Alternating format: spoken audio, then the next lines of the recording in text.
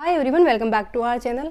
बच्चों की परवरिश के दौरान मैक्सिमम टाइम हम पेरेंट्स कश्मकश में रहते हैं कि बच्चों को अच्छे संस्कार भी देने हैं, लेकिन ज़्यादा डांटना डपटना भी नहीं है। उन्हें डिसिप्लिन भी सिखाना है, पर ज़्यादा स्ट्रिक्ट भी नहीं होना। कई बार तो हम धर्म संकट में फंस जाते हैं कि करें तो क्या करें। ऐसे ही टाइम पे काम आती है हमारी छोटी छोटी ट्रिक्स। उन्हीं में से एक ट्रिक है कि बच्चों में मम्मी पापा में से किसी एक का डर हो। जी हाँ, ये बच्चों के लिए अच्छा रहता है। इसमें हमें कुछ बातों का ध्यान रखना चाहिए जो कि हम आगे देखेंगे। बट कई बार बच्चे अपनी एज के कारण किसी बात को उतनी गहराई से नहीं समझ पाते हैं। तो एक है कि मम्मा पापा दोनों बच्चे पे एक साथ अटैक कर दे, जिसका कि बच्चे पे बहुत गहरा नेगेटिव इम्पैक्ट होता है। दूसरा, मम्मा पापा दोनों में से कोई एक बच्चे को फर्मली स्ट्रिक्टली बोले and at the same time दूसरा सॉफ्ट रहे। अब इसमें हमें कुछ बातों का ध्यान रखना होगा। नंबर 1, पति पत्नी दोनों अलग से इस बारे में पहले ही बात कर लें कि जब एक स्ट्रिक्ट रहेगा तो दूसरा सॉफ्ट रहेगा। सॉफ्ट रहने वाला बच्चे की हाँ में हाँ नहीं मिलाएगा, लेकिन वो गुस्सा भी नहीं करेगा।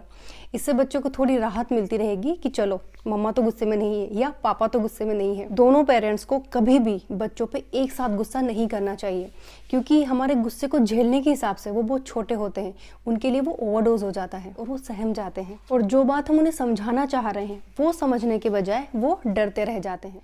पति पत्नी का इस तरह से बात करना क्यों ज़रूरी है? क्योंकि मान लीजिए एक पार्टनर बच्चे पे गुस्सा कर रहा है और उसी टाइम दूसरा बच्चे का साथ दे रहा होता है, तो कभी कभी वो इशू बच्चे से हटकर पति पत्नी के बीच आ जाता है, क्योंकि जो गुस्से में होता है उस पर ईगो भी हावी होता है और उससे बर्दाश्त नहीं होता कि कोई उसके अगेंस्ट जाए। और गुस्सा तो गुस्सा है, हम एक से हट के दूसरे पे, दूसरे से तीसरे पे, तीसरे से चौथे पे, पूरे परिवार पे एक साथ गुस्सा कर सकते हैं। फिर कोई रीज़न नहीं चाहिए होता, तो गुस्सा करना गंदी बात है।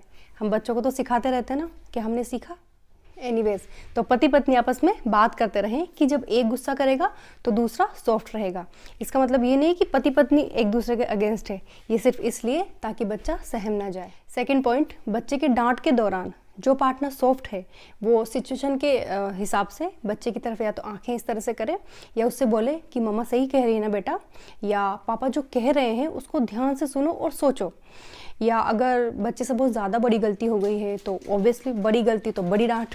तो बड़ी डांट के दौरान जो पार्टनर सॉफ्ट है वो बच्चे के शोल्डर पे हाथ रख ले, ताकि जहाँ एक तरफ से इतनी ज़्यादा डांट, इतनी ज़्यादा गुस्से वाली एनर्जी आ रही है, वहीं दूसरी तरफ से उसे थोड़ा आराम, थोड़ा सहारा मिलता रहेगा कि चलो कम से कम एक तो गुस्से में नहीं है। नेक्स्ट पॉइंट, जो भी बच्चे के साथ स्ट्रिक्ट हो उसे फर्मली स्ट्रिक्ट रहना पड़ेगा, ताकि जब भी कभी बच्चा इस तरह की बात ना माने जो उसे माननी ही चाहिए या उसे कंट्रोल करना पड़ रहा हो, तो हम कर पाएँ। उसे पता हो कि मम्मा तो फिर भी मान जाएगी, लेकिन पापा ने बोल दिया कि ये नहीं करना है तो नहीं ही करना है, पापा नहीं करने देंगे। इससे हमारी मेहनत कम हो जाएगी, क्योंकि जिस बात के लिए हम बच्चे को हाँ बोल ही नहीं सकते उसके लिए बच्चा पीछे नहीं पड़ेगा। और अगर वो पीछे पड़े तो हम कह सकते हैं कि पापा ने मना किया है, या पापा से पूछना, ताकि बच्चे को खुद को ये लग जाए कि ये बात मनवाना उतना आसान नहीं है और वो कंट्रोल में आ जाएगा। लास्ट पॉइंट, बेहद ज़रूरी, जो भी बच्चे के साथ स्ट्रिक्ट रहे वो टाइम टाइम पे बच्चे से बात करते रहें, उसे एक्स्ट्रा प्यार देते रहें और उसे अपनी फीलिंग्स बताते रहें,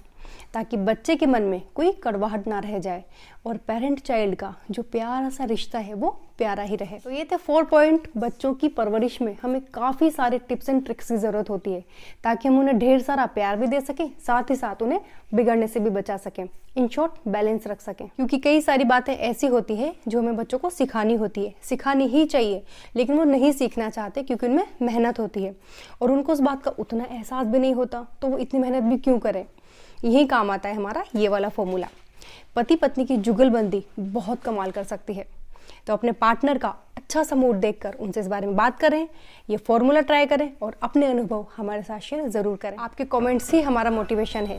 कम कमेंट्स कम मोटिवेशन, तो ये अब आपके ऊपर है। हम आपसे मिलते रहेंगे आने वाले वीडियोज़ में। तब तक के लिए बाय बाय।